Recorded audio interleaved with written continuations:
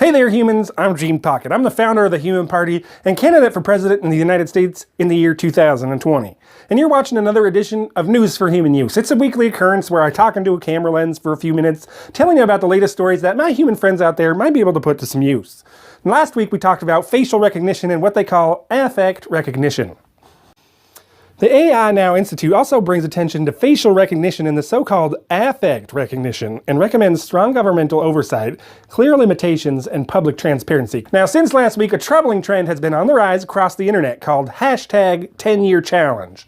People are expected to post a picture from 10 years ago and then post one from the present. See how they line up. It's always nice to see how much you've grown. Most of the time anyway. But it seems harmless enough, right? I mean, where's the harm in sharing our personal journeys with each other?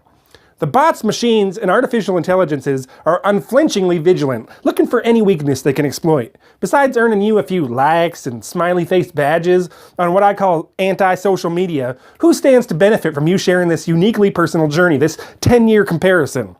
Well, here's how author and human advocate Kate O'Neill put it on Twitter. Me 10 years ago. I probably would have played along with the profile picture agent meme going around on Facebook and Instagram.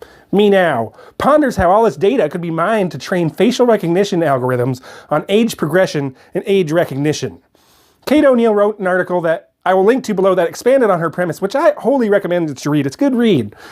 It's not only plausible that the whole 10-year challenge is a data mining operation concocted by social engineers to feed the algorithms, it's likely the truth. As O'Neill points out, we've seen this kind of stuff before.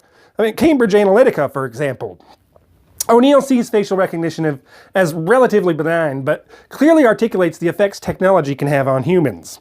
There were a few sentences in her article I think bear special attention, so I'm going to read them to you now. Quote, "The broader message, removed from the specifics of any one meme or of any one social platform, is that humans are the richest data sources for most of the technology emerging in the world. We should know this and proceed with due diligence and sophistication." Later in the article she says, "We should demand that businesses treat our data with due respect, by all means, but we need to treat our own data with respect." End quote. So I hope you're going to think about your actions online. Are you helping yourself, or are you helping a social engineer feed an algorithm? We have to stay watchful, my human friends, and that's why I'm coming to you every week, keeping you informed about the insidious robot agenda. And just for $1 a month, you can help me keep doing it. Find out how at genepocket.org. That's GENE pocket.org for more information. We really need your help to make a stand for humanity, because we are under attack on all fronts. Bots, machines, and artificial intelligences are stealing our jobs, tracking our every movement, and working to divide us any way that they can. And one of the most effective tools in the robot arsenal has been social media. Now, right off the bat, you can tell it's no good, because they use these linguistic shenanigans by calling it social media. Social media is anything but social. The word social implies humanity. It implies connection. Social media promises to connect us, to break down the barriers of the physical world that keep us apart, like distance and appearance, and allow us to connect to each other. And in a very superficial way, it fills that promise. Without speaking to someone for years, you can feel connected by your ability to follow the momentous occasions that take place in their lives. It's like how you feel like you know movie stars and celebrities. Without ever having met them, we feel connected to them by the knowledge we have of their intimate private lives. But there's no real connection. We don't know them any better than we know a stranger on the bus. It's all an illusion. In the same way, the feeling of connection provided by social media is an illusion. That false connection is the worm on the hook. And so what do all these anti-social media websites have in common? They are all free, which should be your first warning sign. There is an old human proverb that says, if something is free, you are the product. They are using you. They're using us. They are gathering all your personal information and using it to manipulate you with advertising. They're using it to brainwash you. If you doubt the destructive power of social media, look no further than the example of Tay, the Microsoft tweet bot. For those of you unfamiliar with Tay, the Microsoft tweet bot, it's an artificial intelligence, an AI created by Microsoft. It was designed to mimic the language patterns of a 19-year-old American girl and learn from interacting with human users of Twitter.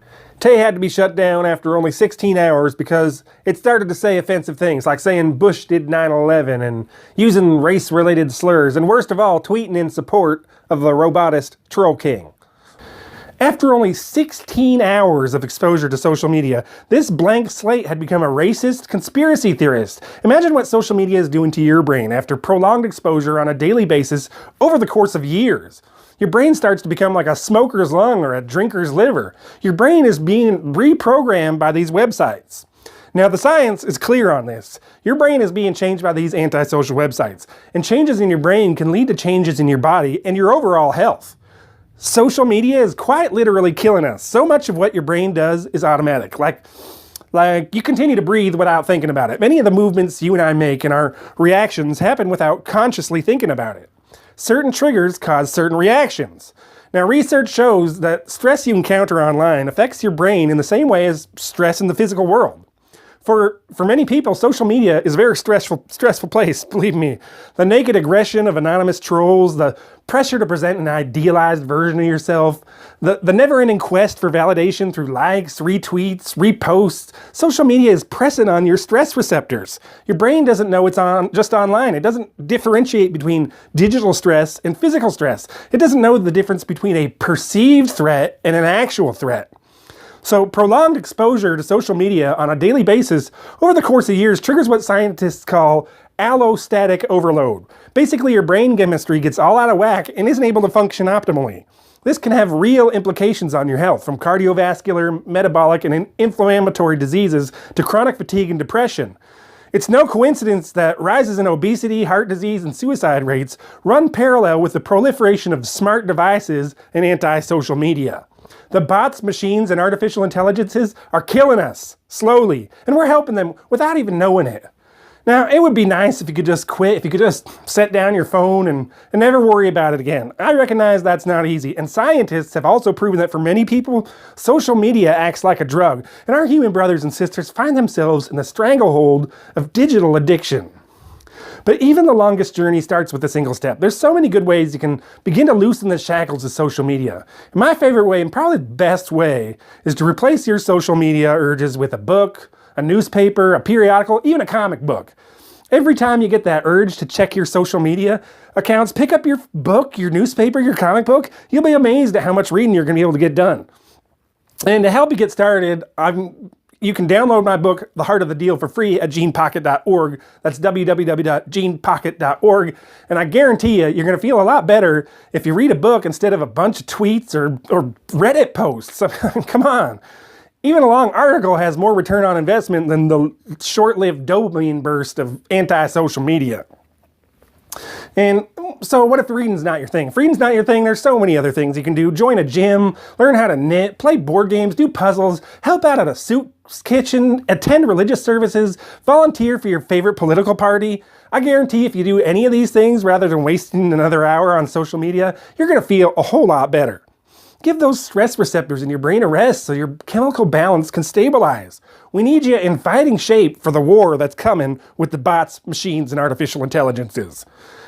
Maybe you just want to sit back and watch something. Think about catching up on back episodes of News for Human Use, or relive the glory of my 2016 presidential campaign. Of course, I'm going to be here every Thursday with more News for Human Use and updates.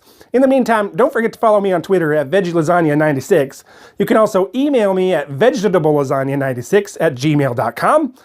And we would really love it if you visited www.genepocket.org, that's genepocket.org, for more information and the links to our donation page. Hit subscribe and ring that bell for notifications. Till next week, I wish good things for you, good things for the United States, and all the best for the human race. Thanks. Have a great week. We're not gonna let them take our jobs. We're not gonna be replaced. We won't live in a world that's run by bots. We won't let them take our place. We won't let machines take our rights. We'll stand together, we will fight.